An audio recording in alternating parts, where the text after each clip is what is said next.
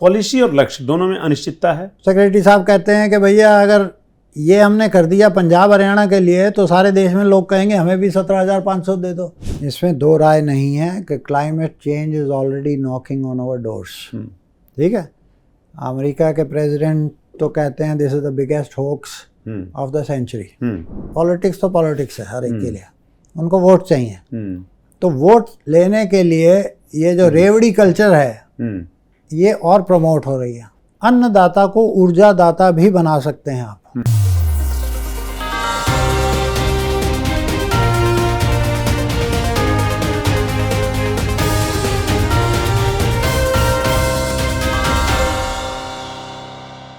नमस्कार, मेरा नाम है पवन कुमार और डायलॉगस में आपका स्वागत है।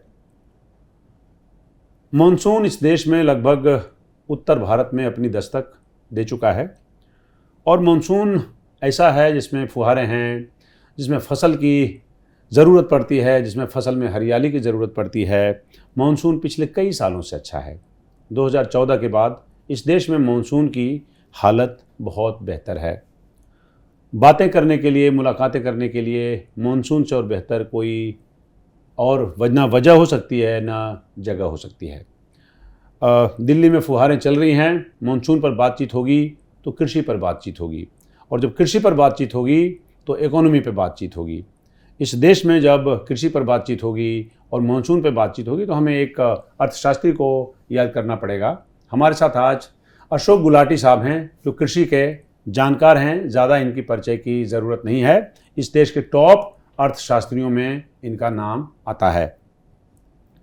गुलाटी साहब, आपका स्वागत है हमारे इस कार्यक्रम में। Thank you sir. Agriculture production, produce, agriculture का टारगेट, मार्केट डिस्ट्रीब्यूशन, इन सब जो इश्यूज़ हैं उसमें क्लाइमेट चेंज एक नया विषय उभर कर आया है। ठीक है, क्या बाकी जो चीज़ें हम कर रहे हैं सरकार के तौर पे उसमें क्लाइमेट चेंज को इग्नोर करके कितना बड़ा संकट मोल लेने जा रहे हैं अगर खाली हमारा फोकस प्रोड्यूस पे रहेगा तो?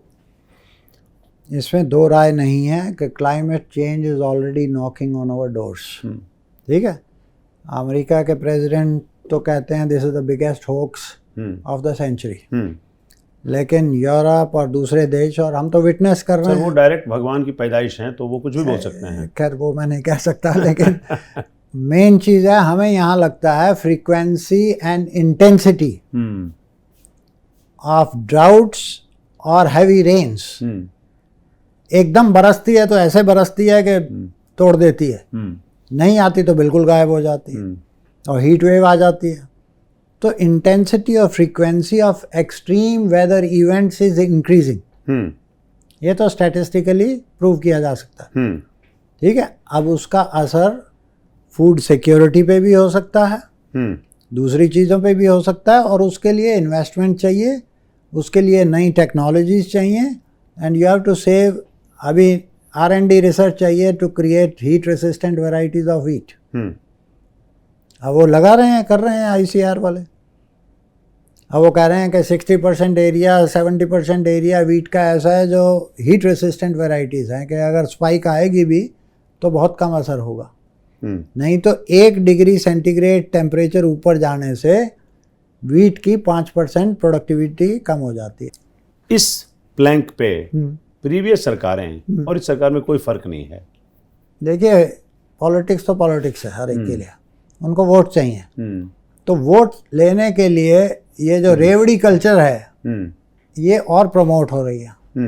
रेवड़ी कल्चर से कंट्री आगे नहीं बढ़ता, क्योंकि कहीं ना कहीं तो कंप्रोमाइज हो रहा है ना। 2 लाख करोड़ रुपया आप फूड सब्सिडी पे दे रहे हैं, 2 लाख करोड़ से ऊपर का बिल है। अब आपकी इस समय जियोपॉलिटिकल जो सिचुएशन है, एक तरफ पाकिस्तान है, चाइना है, दूसरे हैं, आपको कल डिफेंस पे खर्चा करना पड़ेगा, बहुत तेज़ी से करना पड़ेगा। कहाँ से लाएंगे? कहाँ से लाएंगे? आप फ्री रेवड़ी बांट के लाएंगे क्या? तो आपको उधर से फर्टिलाइजर सब्सिडी वो लगा ही जा रहा है धनाधन। यूरिया 85% सब्सिडी है यूरिया पे। नाइट्रोजन ज़्यादा लगाने से जो व्हीट राइस है, आपको पता है हमें डायबिटीज़ और थायराइड कर रही है। पानी में जाता है तो कैंसर करती है। तो कितने ज़बरदस्त उसके नेगेटिव इम्पैक्ट हो रहे हैं। ऊपर जाता है नाइट्रस ऑक्साइड करता है, प्लांट 35 से 40% से ज़्यादा एब्जॉर्ब नहीं करता नाइट्रोजन। तो nutrient use efficiency is only 35 to 40%. Rest is going in the environment. Nitrous oxide is 273 times the carbon dioxide. You are subsidizing to create poison in the environment. अगर आप नहीं जागोगे, मारोगे लोगों को। दुनिया की वर्स्ट एयर क्वालिटी है हिंदुस्तान में। 20 लार्जेस्ट सिटीज देख लीजिए, most polluted cities in the world, उसमें से 16 हिंदुस्तान की हैं। फार्मर इनकम पे क्या कहते हैं सर, आप कहाँ पहुँचे हैं हम लोग? सरकार का जो एक था कि 2022-23 तक डबलिंग ऑफ फार्मर इनकम, हम उसके कितने करीब हैं, कितने आसपास हैं, अभी बहुत दूर हैं?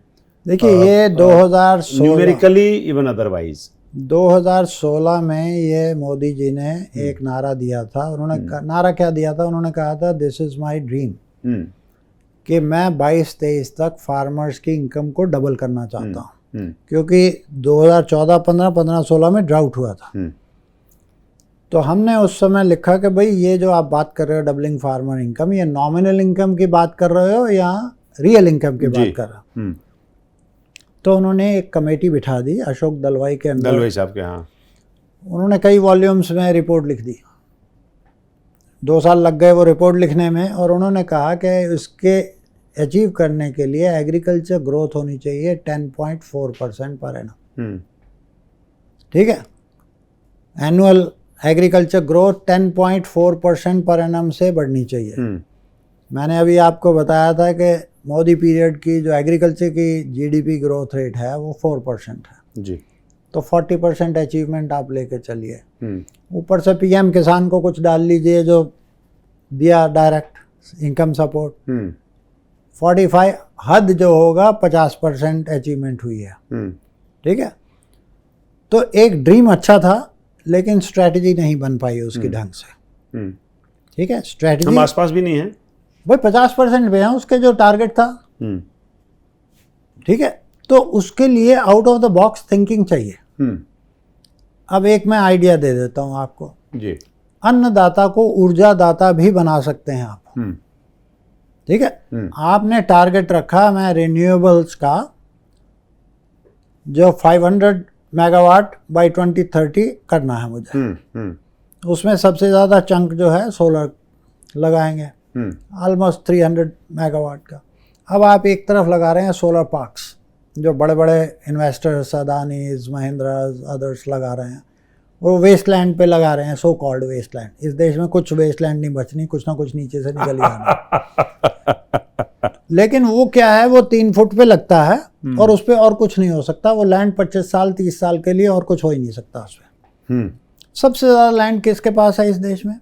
किसानों के पास। अगर वही आप 12 फुट पे लगा दें तो नीचे खेती करता रहेगा और ऊपर से ऊर्जा भी आती रहेगी। तो पहले वो अपनी इरिगेशन कर ले। अब इरिगेशन के बाद वो तो सारा दिन सूरज चमक रहा है ना, उन्हें 24 घंटे तो इरिगेशन करनी नहीं। तो वो जो है, अगर इनकम वो जो डिस्कॉम उसकी एक्स्ट्रा इलेक्ट्रिसिटी ले ले और वो प्राइस दे दे जो थर्मल वालों को दे रही है, तो हमने रिसर्च किया यहाँ एग्री फोटोवोल्टाइक्स, एग्रीकल्चर और फोटोवोल्टाइक दोनों का कॉम्बिनेशन ड्यूअल यूज करके। सरकार से ये वाला आइडिया आपने शेयर किया है? बिल्कुल, मैंने प्राइम मिनिस्टर साहब को कहा है, फाइनेंस मिनिस्टर को कहा है कि आपकी 6 महीने में डबल हो जाएगी इनकम। क्या 4 गुना हो जाएगी? क्या कहा उन्होंने? अभी कुछ चल रहा है, अभी एक सेंटर खुला है आईसीआर में, centre of excellence for agri photovoltaics, वो भी कुछ काम कर रहे हैं। अभी सुनने में यह आया है कि पीएम कुसुम की जो स्कीम थी उसको ट्वीक कर रहे हैं कि उसमें अलाउ किया जाए, क्योंकि अभी तक पॉलिसी की क्लैरिटी नहीं है। बैंक से लोन देंगे, वो कहते हैं ये क्या चीज़ है। अब इसकी जो इनकम आएगी, हमारे हिसाब से इनकम 5 से 10 टाइम्स बढ़ सकती है, not 5 to 10%, but 5 to 10 times, 500% increase हो जाएगी। अन्नदाता एंड ऊर्जादाता दोनों बन जाएगा। लेकिन वो करने के लिए 1 मेगावाट क्रिएट करने के लिए 4 करोड़ की इन्वेस्टमेंट चाहिए।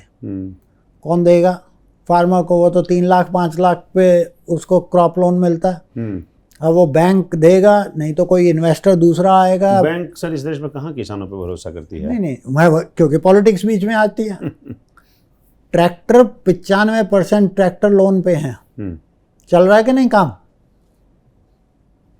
95% ट्रैक्टर्स लोन पे होते हैं और किसान देता है ना, तभी तो बैंक दे रहे हैं। ये ऐसी चीज़ है जिससे 25 साल की इनकम उसकी 5 गुना हो जाएगी, 2 गुना नहीं 5 गुना हो सकती है। लेकिन ये पहले समझाना पड़ता है, उसकी कैलकुलेशन करनी पड़ती है, फिर पॉलिसी चेंज करनी पड़ती है। चलिए देखते हैं सर, विषय बदलते हैं सर थोड़ा सा। हम ये कह रहे हैं कि जब आप क्रॉप डाइवर्सिफिकेशन की बात करते हैं, जिसकी आपने बात की, इनकम के लिए भी, धरती की सुरक्षा के लिए, क्लाइमेट चेंज को सस्टेन करने के लिए, जब हम डाइवर्सिफिकेशन की बात करते हैं तो वो एक एक्सपेरिमेंट के तौर पे लिया जाएगा। तो क्या उसका इम्पैक्ट आप फार्मिंग इनकम पे देखते हैं? क्योंकि आपको एक जेस्टेशन पीरियड चाहिए, अगले 5 साल देखेंगे, वो प्रयोग सफल होगा कि नहीं होगा उसकी कोई गारंटी नहीं है, तो उसका फ़र्क फार्मिंग इनकम पे दिखेगा नहीं? देखिए, हर चीज़ का हमारे लिए 3 चीज़ें हैं। पहली चीज़, देश में प्रोडक्टिविटी बढ़नी चाहिए एग्रीकल्चर में, क्योंकि इतनी बड़ी पॉपुलेशन को फीड करने के लिए India can not rely on others. This is very important.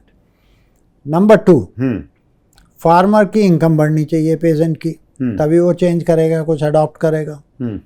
तीसरी चीज़, जो प्लैनेट की कंसर्न्स हैं, सॉइल है, वाटर है, ग्राउंड वाटर, एयर है और बायोडाइवर्सिटी है, उसकी तो बात ही नहीं की हमने। इन चारों को आपको सुधार करना पड़ेगा और बचाना पड़ेगा।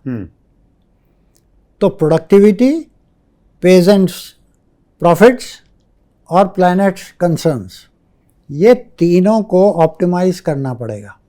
अगर वो आप कर लेंगे, उसी के लिए पॉलिसी चाहिए, उसी के लिए रिसर्च चाहिए, उसी के लिए ये इनोवेशंस चाहिए, उसी के लिए पायलट चाहिए। India has to move beyond increasing production. US trade tariff, नई मंशा, ट्रम्प साहब की इच्छा जो पूरे दुनिया पे वो लादना चाहते हैं, इस बात की बिल्कुल चिंता नहीं हो कि अमेरिकन का पर हाउस होल्ड खर्चा $2,500 पर ईयर बढ़ जाए, जो भी हो जाए, इसकी चिंता अगर वो करते तो फिर बात क्या होती? उस सूरत में यूएस ट्रेड टैरिफ पे जो हम लोगों का नेगोशिएशन चल रहा है, बहुत सघन तरीके से या बहुत ही आराम से, आने वाले टाइम में हम कितने दबाव में होंगे जब एग्रीकल्चर प्रोडक्ट्स की बात करेंगे, और अगर दबाव में होंगे तो किस हद तक हमें कॉम्प्रोमाइज़ करना पड़ेगा, और उसका इम्प्लीकेशंस इस देश में एग्रीकल्चर और एग्रीकल्चर से जुड़े जो कम्युनिटी है उस पर कितना आप देखते हैं और कितना ख़तरनाक है वो? पहले तो इंडिया और यूएस का जो ट्रेड है उसमें हम सरप्लस हैं। एग्रीकल्चर के ट्रेड में भी आपको आश्चर्य होगा कि हमारा सबसे बड़ा एक्सपोर्ट आइटम क्या है यूएस को? श्रिम्प्स। ठीक है, और हमारा नेट ट्रेड सरप्लस है यूएस के साथ एग्रीकल्चर। लेकिन वो यूएस जो इस समय आप कह रहे हैं थोप रहा है, सबके साथ डील कर रहा है, दिखता है थोपता हुआ दिखता है। नहीं, वो ठीक बात है, उनका अपना एक लॉजिक है कि हमने टैरिफ सबसे नीचे रखे तो सब दुनिया का माल यहाँ आ रहा है जी, उससे हमारा ट्रेड डेफिसिट $1 ट्रिलियन से ऊपर गया। तो उनका वो कंसर्न है, उसको ठीक करना है। वो कहते हैं हमारे यहाँ आप 0 ड्यूटी पे भेज रहे हैं, लेकिन मैं अपनी सोयाबीन भेजना चाहता हूँ तो आप आने नहीं देते। उसकी जगह से उसके हिसाब से सही बात कर रहे हो, बिल्कुल सही कह रहे हो। ठीक है कि भाई मेरे यहाँ बचेंगे कैसे उससे? मेरे यहाँ श्रिम्प आप भेज रहे हो 0% ड्यूटी पे, और जब मैं सोयाबीन आपको बेचना चाहता हूँ, आपके तो जीएम सोया है, ये सोया है, वो है, इतना 60% ड्यूटी भी लगाऊंगा, तो 60 को नीचे लाइए जी, ठीक है। तो उस नेगोशिएशंस में 2-3 मोटी चीज़ें हैं। इंडिया का ओवरऑल ट्रेड सरप्लस जो है यूएस के साथ, overall not just agriculture, overall about $45 billion का सरप्लस है, और उसको वो चाहता है वो इसको कम करो। उसमें 2-3 चीज़ें बड़ी आसान सी हैं, क्योंकि हमारा सबसे बड़ा इंपोर्ट आइटम क्या है? Crude oil. हम 10 जगह से ले रहे हैं, रशिया से भी ले रहे हैं, ईरान से भी ले रहे हैं, इराक से भी ले रहे हैं, ओमान, ये कई कंट्री से ले रहे हैं जी। तो उसका 10% 180 बिलियन डॉलर का हमारा इंपोर्ट है क्रूड ऑयल का। उसमें से 25 बिलियन डॉलर उससे ले लो उसका ट्रेड डेफिसिट कम हो जाएगा। ज़्यादा बात है, वारफेयर उनकी तो डिफेंस इंडस्ट्री खूब बिकती है। कल तक आप कह रहे थे कि भाई मुझे फाइटर जेट्स दे दो, कि F-35 लेना है कि सोवियत का लेना है, किसका, या रफेल लेने हैं, जो भी है। तो आप उसका जो मेन कंसर्न है कि deficit with each country they have to reduce, और सबसे बड़ा तो चाइना है उसका टारगेट, तो वो उनको निबटने दो। हमारे में वो छोटी मोटी एग्रीकल्चर प्रोडक्ट में हम वल्नरेबल हैं। मैं बता रहा हूँ, एग्रीकल्चर प्रोडक्ट में as on today we are net surplus. लेकिन उसके अंदाज से जब देखें कि आप हमारा कॉर्न नहीं आने देते, आप हमारी सोयाबीन नहीं आने देते, वो उसके सोयाबीन उसका सबसे बड़ा एक्सपोर्ट आइटम है, और वो चाइना ने उसने पे ड्यूटी बढ़ा दी। हम लोग कंप्रोमाइज़ की हालत में हैं। कर सकते हैं, क्या प्रॉब्लम है? आप टैरिफ रेट कोटा रख लीजिए, क्या नुकसान है? आप कितना इस समय एडिबल ऑयल इंपोर्ट कर रहे हैं? बहुत करते हैं सर हम तो। वो तो आपका जो टोटल ऑयल के बाद चिंता का विषय वही है। सबसे बड़ा एग्रीकल्चर का इंपोर्ट आइटम आपका है एडिबल ऑयल, ठीक है, ऑलमोस्ट 65%। आप जो टोटल का नहीं, 50% के आसपास है जी। तो जो हमारी जो कंजम्पशन है उसका तकरीबन 55% जो है वो इंपोर्ट करते हैं जी, ठीक है, हैवीली डिपेंडेंट। उसमें सबसे बड़ा तो है पाम ऑयल, 60 से 70% उसका जो है वो पाम ऑयल इंडोनेशिया और मलेशिया से आता है। नंबर 2 आता है सोया ऑयल। तो सोया ऑयल ले लो, वो यूएस के पास है, सोया ले लो, उसको ऑयल बना दो।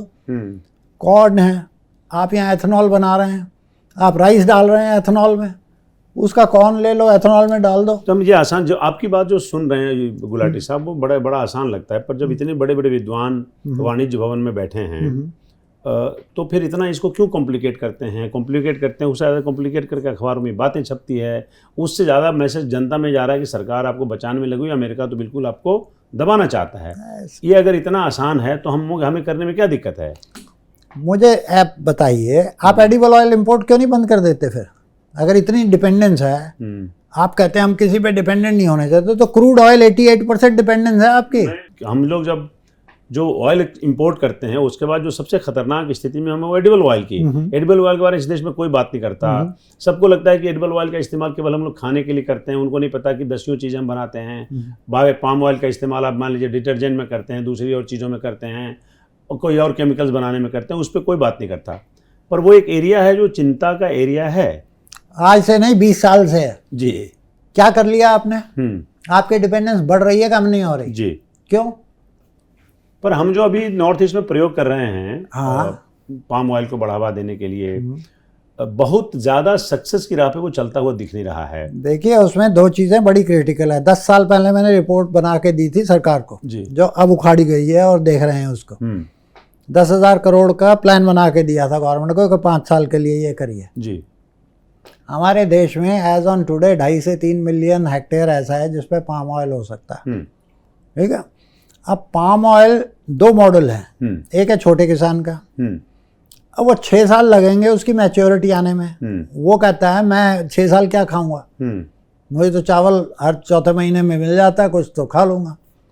तो वो उसकी जो स्टेइंग कैपेसिटी है 3 साल थोड़ा बहुत कुछ वो कर लेता है उसके ऊपर, उसके बाद मैच्योरिटी आते आते 6 साल लगते हैं और उसके बाद 25 साल तक चलता है। उसके लिए डीप पॉकेट्स चाहिए आपको।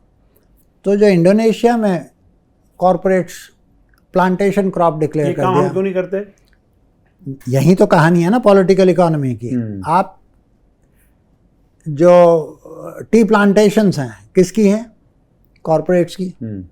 कॉफ़ी प्लांटेशंस कॉरपोरेट्स की। तो इंडिविजुअल मॉडल जो करना चाहता है करे, लेकिन ये चीज़ें जो 100 साल रहनी है, 25 साल रहनी है, 30 साल रहनी है, वो कॉरपोरेट्स ही कर सकती हैं, क्योंकि 6 साल वो वेट कर सकती है। पर उनका इंटरेस्ट नहीं है यहाँ पे आने में, या हम उसको प्रमोट नहीं करते उस हिसाब से? ना, कॉरपोरेट्स कैन नॉट, इसको horticulture crop, corporates can not buy land. Policy change has to be done.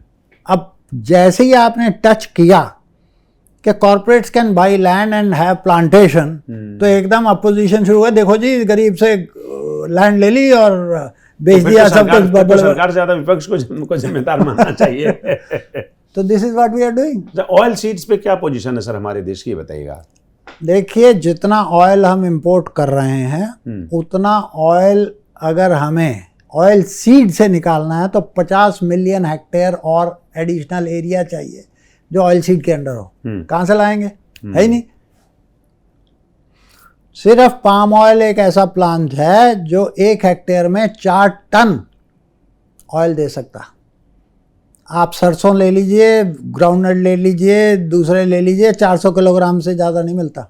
अच्छा, एक बात बताइए गुलाटी साहब कि जब इतने विपक्ष के कहने के बावजूद कई चीज़ें सरकार नहीं बदल रही हैं, तो पाम ऑयल में अगर सरकार दबाव में है तो ये मतलब ये सरकार ये क्लेम करती है कि हम दबाव में हैं, या सरकार के अपने कुछ हित हैं जिसकी वजह से वो कॉर्पोरेट के लिस्ट नहीं खोलना चाहती है? देखिए, ऑयल सीड से एडिबल ऑयल की सेल्फ सफिशिएंसी नहीं आ सकती अनलेस ऑयल सीड के प्राइसेस जो है वे अबव इंटरनेशनल प्राइस से ज़्यादा दें। ठीक है, वो जब आप करेंगे तो आप उस समय क्या करेंगे, दूसरा एरिया सीरियल्स के उठा के ऑयल सीड्स में ले आएंगे, तो आपकी शॉर्टेज हो जाएगी व्हीट राइस की। 50 मिलियन हेक्टेयर चाहिए आपको अगर ऑयल सीड से उतना ऑयल चाहिए जो आप इंपोर्ट कर रहे हैं। 50 मिलियन हेक्टेयर कहाँ से लाएंगे? इम्पॉसिबल। तो आपको लेना पड़ेगा। सर पल्सेस पे आते हैं, तो पल्सेस पे अभी सरकार ने 4-5 महीने फैसला किया कि साहब हमको इसको प्रोडक्शन को डबल करना है, ठीक है, नए इन्वेस्टमेंट लाने हैं, नई पॉलिसी है, तो कुछ में कुछ नए स्पेस क्रिएट होंगे और इस देश में देखते हैं, क्योंकि हमें सेल्फ डिपेंडेंस की तरफ बढ़ना है पल्सेस में। हमने जो एनविजन किया है और जो हम लोग आउटकम अभी से निकालेंगे 2032 तक या 2035 तक, अभी यहाँ से कितना ट्रस्ट इस पे किया जा सकता है, कितना बिलीवेबल है, अचीवेबल है? ऐसा है, मैं 25 साल से ये कहानियाँ देख रहा हूँ जी। Self sufficiency in edible oils and self sufficiency in pulses. तो मुझे तो इन चीज़ों पे ट्रस्ट नहीं है। ठीक है, आपको इन्वेस्ट करना है उसकी प्रोडक्टिविटी बढ़ाने पे। आप इतनी ज़्यादा सब्सिडी दे रहे हैं राइस और वीट के ऊपर थ्रू फर्टिलाइजर्स और थ्रू फ्री पावर, आप उतनी सब्सिडी पल्सेस वालों को दे दो, सेल्फ सफिशिएंसी हो जाएगी। पंजाब में 1 हेक्टेयर के ऊपर 39,000 रुपए की सब्सिडी है पैडी कल्टीवेशन में, जो आती है from free power and fertilisers subsidy. Fertiliser subsidy centre का सब्जेक्ट है और फ्री पावर स्टेट का सब्जेक्ट है। हरियाणा में वो कह रहे हैं जो पैडी से अलग होगा उसको 17,500 रुपये पर हेक्टेयर हम देंगे। ठीक है, सेंटर भी उसको कह दे कि आप 17,500 दे रहे हो, हम भी 17,500 उस पर टॉपअप करेंगे। 35,000 रुपया पर हेक्टेयर जो आदमी पल्सेस और ऑयल सीड्स उगाएगा और पैडी से अलग होगा उसको हम देंगे, क्योंकि उसको इतनी सब्सिडी दे रहे हैं, इसको भी दे दो, आपकी सेल्फ सफिशिएंसी हो जाएगी और राइस के स्टॉक्स कम हो जाएंगे, शुगर हो जाएगा, नीचे का पानी बच जाएगा, एयर बच जाएगी, मीथेन से बच जाओगे। पॉलिसी और लक्ष्य दोनों में अनिश्चितता है। हमने सरकार को पेश किया है, सेक्रेटरी साहब कहते हैं कि भैया अगर ये हमने कर दिया पंजाब हरियाणा के लिए तो सारे देश में लोग कहेंगे हमें भी 17,500 दे दो। तो दे दो ना, जो आप ऑयल सीड्स और पल्सेस इंपोर्ट कर रहे हो, तो जो स्टेट गवर्नमेंट 17,500 देना चाहती है उसको डबल कर दो। Overnight, with in 2 years 3 years you will have self sufficiency in pulses. Policy आपने ज़रूरत से ज़्यादा पॉलिसी टिल्ट कर रखी है राइस के लिए, और आप सोच रहे हैं हम एक्सपोर्ट में तीर मार रहे हैं क्योंकि वो सब्सिडी है नीचे। रोटी बहुत है सर, इस देश को दाल की बहुत ज़रूरत है। किसी ज़रूरत थी चावल की, आपको किसी ज़माने में चावल और वीट चाहिए था जी, लेकिन वो पॉलिसी अब चेंज करनी पड़ेगी आपको। भाई चावल के साथ दाल भी तो चाहिए ना। जी जी जी, वही रोटी के साथ दाल भी तो चाहिए ना, और dal is more nutritious than rice and wheat. जी जी जी। तो फूड सिक्योरिटी से अब न्यूट्रिशन सिक्योरिटी पे चलिए। चलिए सर, बहुत बहुत शुक्रिया आपका हमसे बात करने के लिए। धन्यवाद, बहुत बहुत धन्यवाद।